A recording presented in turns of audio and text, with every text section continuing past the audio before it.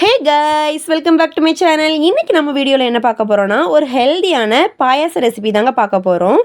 இது back pain இருக்கிறவங்க, ஒவ்வொரு பெண் பிள்ளைகளும் சாப்பிடக்கூடிய ஒரு சூப்பரான ரெசிபிங்க. இந்த ரெசிபி வீட்டில் உள்ள பொருட்களை வச்சியே ஈஸியாக நம்ம செஞ்சிடலாங்க. இப்போ தான் நம்மளோட சேனலை ஃபஸ்ட் டைம் பார்க்குறீங்க அப்படின்னா நம்ம சேனலை சப்ஸ்கிரைப் பண்ணிக்கோங்க. மறக்காமல் பெல் ஐக்கானை கிளிக் பண்ணிக்கோங்க. வாங்க நம்ம இந்த ரெசிபி எப்படி செய்யலான்னு பார்த்துடலாம். இதுக்கு நம்ம இந்த ரெசிபி பண்ணுறதுக்கு ஒரு பாத்திரத்தை அடுப்பில் வச்சு நல்லா ஹீட் பண்ணிக்கலாங்க. ஹீட் பண்ணிவிட்டு நான் இன்றைக்கி அரைக்கப் அளவுக்கு உருட்டு உளுந்து எடுத்துருக்குறேங்க. இதை சேர்த்துக்கிறேன். அப்புறமா ஒரு 1/4 கப் அளவுக்கு பாசிப்பயிறு சேர்த்துருக்குறேங்க. அதையும் ஆட் பண்ணிக்கிறேன்.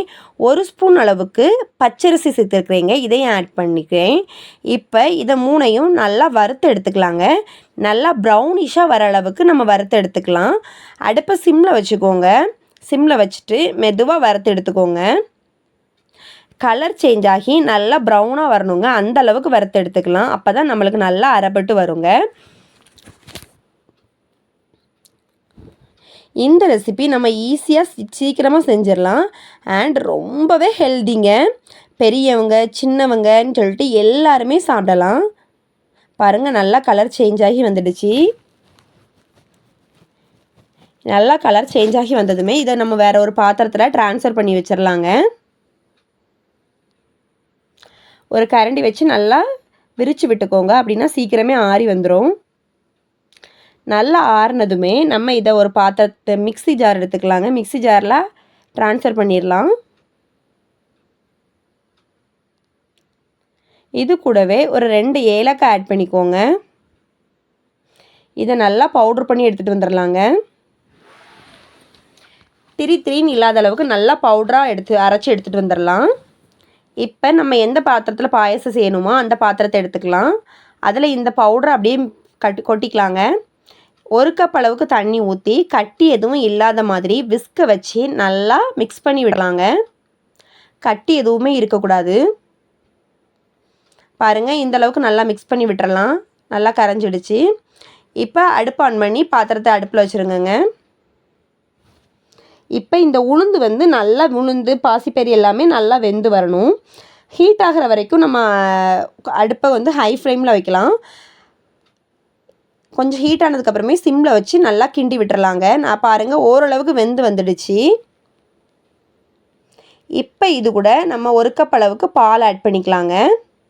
ஆல்ரெடி நல்லாவே வெந்து வந்திருக்கு. கொஞ்சம் கட்டியாகி வந்துடுச்சு. இப்போ பால் சேர்த்த உடனே இன்னும் கொஞ்சம் கூட நல்லாயிருக்கும். இது கூடவே நான் 1 கப் அளவுக்கு நாட்டு சக்கரை ஆட் பண்ணிக்கிறேங்க. நீங்கள் வெல்லம் கூட ஆட் பண்ணிக்கலாம். ஒயிட் சுகர்னாலும் ஆட் பண்ணிக்கலாம்.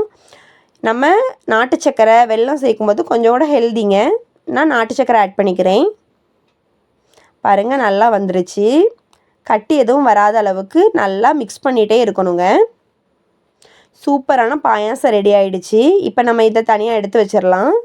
இப்போ நான் அண்டிப்பருப்பு, நெய், அப்புறமா 2 ஸ்பூன் அளவுக்கு தேங்காய் சேர்த்துருக்கேன். இதை நல்லா வறுத்துக்கலாங்க.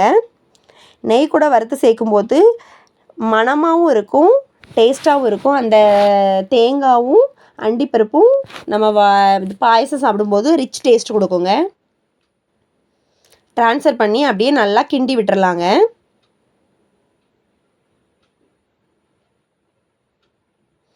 இப்போ நம்ம இந்த சூப்பரான டேஸ்டியான பாயாசத்தை பரிமாறிடலாம். இந்த பாயாசத்தை நம்ம வாரத்துக்கு ஒருக்கா சாப்பிட்டா போதுங்க. 1 மந்த்லேயே நம்மளுக்கு சூப்பராக டிஃப்ரென்ஸ் தெரியுங்க. எனக்கு கூட செக்ஷன் தான். எனக்கும் அடிக்கடி பேக் பெயின் உண்டு. எனக்கும் ஒரு பாப்பா இருக்கிறா. இப்போ லாஸ்ட் 1 மந்த்தாக நாங்கள் ட்ரை பண்ணிகிட்ருக்குறோம்.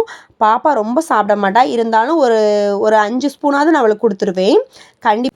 கண்டிப்பாக ட்ரை பண்ணி பாருங்கள். நம்ம வீடியோ பிடிச்சிருந்தா ஒரு லைக் பண்ணுங்கள். மோர் வீடியோஸ்க்கு நம்ம சேனலை சப்ஸ்கிரைப் பண்ணி வச்சுக்கோங்க. தேங்க்ஸ் ஃபார் வாட்சிங்.